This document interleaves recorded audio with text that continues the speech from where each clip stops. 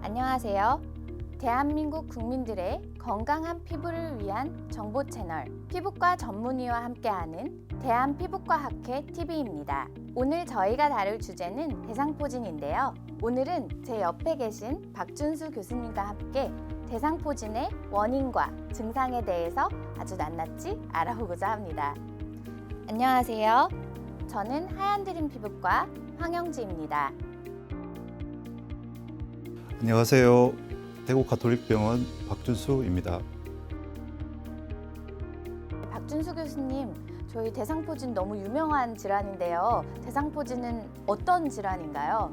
대상포진이란 herpes 바이러스군 중 3형에 속하는 수두 대상포진 바이러스가 재활성화되면서 발생하는 피부 질환입니다. 영문 이름인 헐페스는 네덜란드의 의사 니콜라스 틸프 박사가 처음 썼다고 알려져 있는데요. 벌레가 기어다니다 라는 그리스어 헐페린에서 유래된 말로 그러한 형태의 발진을 일으키는 바이러스를 헐퍼스 바이러스라고 명명한 데서 영문 이름이 유래되었다고 알려져 있습니다. 우리나라의 병명인 대상포진이란 이름도 한문으로 병의 형태를 나타내는 뜻을 가지고 있습니다. 대상포진은 띠대, 형상상, 물지포, 발진진을 한자로 사용하는 병명인데요. 한자 뜻 그대로 띠 모양의 분집된 물집이 나타나는 질환을 뜻합니다. 대상포진의 감염 경로는 그럼 어떻게 되고 또 발병 원인이 따로 있는지 궁금합니다. 제가 아까 대상포진에 대해 수두 대상포진 바이러스가 재활성화되면서 발생하는 질환이라 말씀을 드렸는데요. 과거에 수두에 걸렸거나 수두 예방 접종을 하였으나 무증상 감염이 된 경우 바이러스가 주로 감각신경절에 수두 대상포진 바이러스가 일생 동안 잠복을 하게 됩니다. 그러던 중 면역체계의 변화로 인하여 바이러스가 다시 활성화되면 그 신경절이 분지를 타고 신경계사와 염증을 유발하고 신경을 따라 내려가 피부에 특징적인 병변을 유발합니다. 신경의 분지를 따라 피부 병변이 나타나기 때문에 띠 모양을 띱니다. 왜 신경 분지를 따라서 증상이 발현하게 되는 건가요? 바이러스는 하나의 개체라기보다는 사람의 DNA와 RNA 등에 자기 정보를 넣어놓고 증식할 기회를 엿봅니다. 그래서 치료도 힘든데요. 우리 몸도 바이러스에 감염된 세포 자체를 배제하는 시스템을 가지고는 있습니다. 하지만 우리 몸의 경찰인 면역체계는 공격으로 한 번의 데미지를 입으면 회복이 힘든 장기는 면역관해라고 해서 함부로 공격하지 않습니다. 그 대표적인 예가 대동맥벽과 신경계입니다. 이런 쪽에 면역 반응이 생겨 약해지면 목숨이 위험하거나 재생이 되지 않기 때문입니다. 그러므로 수두를 일으킨 바이러스가 다른 부분은 우리 몸의 면역체계 때문에 힘을 못 쓰고 사라지지만 신경계는 면역체계가 잘 건드리지 않기 때문에 여기 숨어서 면역이 떨어질 기회를 본다고 생각하시면 됩니다.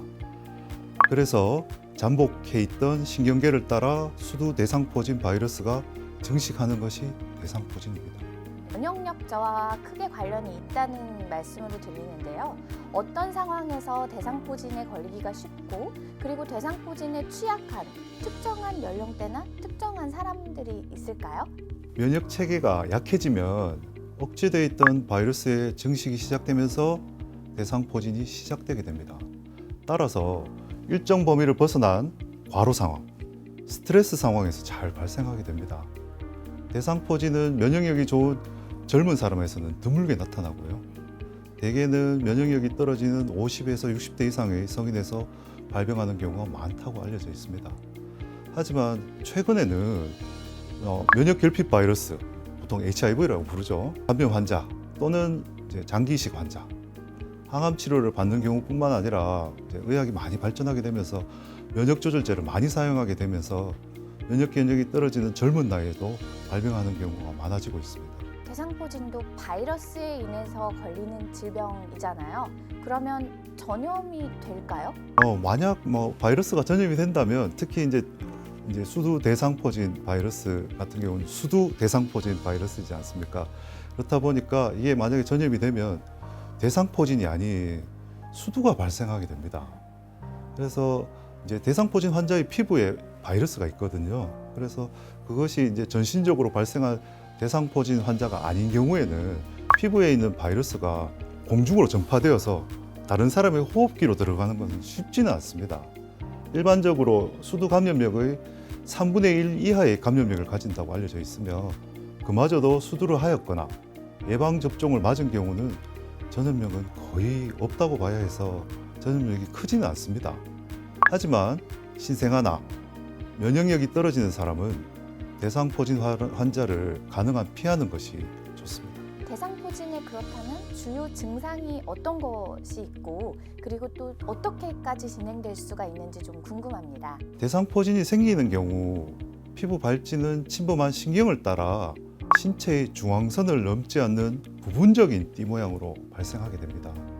초기에는 통증과 함께 홍반성 구진과 반점으로 나타나고 그 후 12시간에서 24시간 내에 수포를 형성하게 됩니다.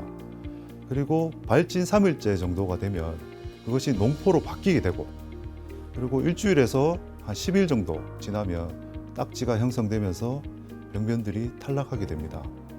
사람에 따라 피부 병변이 괜찮아지고 난 다음에 혹은 한 1에서 한 3개월까지도 통증이 지속되는 경우가 있는데 이를 포진 후 신경통 또는 포진 후 동통이라고 합니다. 60세 이상에서 흔하게 생기며 가장 흔하고 고통스러운 합병증입니다. 대상포진은 대체 왜 이렇게 강한 통증을 유발하는 건가요? 수두 대상포진 바이러스가 잠복해 있는 곳이 감각신경절입니다. 그래서 면역체계가 낮아져 바이러스가 재활성화되면 감각신경절에서 감각신경을 파괴시키면서 대상포진이 발생하게 되기 때문에 환자는 강한 통증을 느끼게 됩니다. 그리고 감각신경절은 통증뿐만 아니라 가려움을 포함한 다른 감각도 관장하기 때문에 병의 진행 시 대부분 강한 통증을 느끼지만 염증이 덜하거나 회복기에는 가려움증, 이상감각, 무감각 등이 느껴지는 것도 감각신경절의 기능과 관계가 있습니다.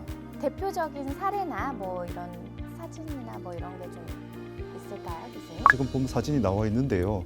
지금 보시다시피 중앙선을 거의 넘지 않는 띠 모양의 발진이 보이고 있고요.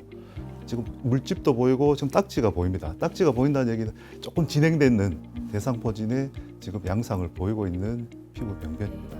보통 환자들이 다른 피부 질환과 대상포진이 사실 헷갈릴 때가 많을 수 있을 것 같아요. 그러면 자가 진단법이나 증상들이 있을까요? 특징적인 증상을 알고 있다면 조기 발견 및 치료에 도움이 될 수 있고요. 다음과 같은 경우에 대상포진을 의심할 수 있습니다. 첫 번째로 통증이 있으면서 뚜렷하게 띠 모양으로 물집이나 발진이 보이고 몸의 한쪽에만 나타난다면 대상포진을 의심할 수 있습니다. 그리고 두 번째로 과거에 수두를 앓은 적이 있으면서 고령, 면역체계가 약화된 경우 등에서 수포를 동반한 통증성 발진이 발생했다면 의심해 볼 수 있겠습니다. 피부병변이 나타나기 전에 피로감, 두통, 열감 등이 동반될 수 있습니다. 의심이 되면 빠른 치료가 후유증을 줄이는데 굉장히 중요하기 때문에 정확한 진단을 위해서는 전문의 진료를 받는 것이 가장 중요하다고 할 수 있겠습니다. 이번 편에서는 대상포진의 원인과 증상에 대해서 알아봤는데요. 다음 편에서는 대상포진의 치료와 예방법에 대해서도 알아볼 예정입니다. 많은 관심 부탁드립니다. 박준수 교수님 수고하셨습니다. 시청자 여러분, 감사합니다.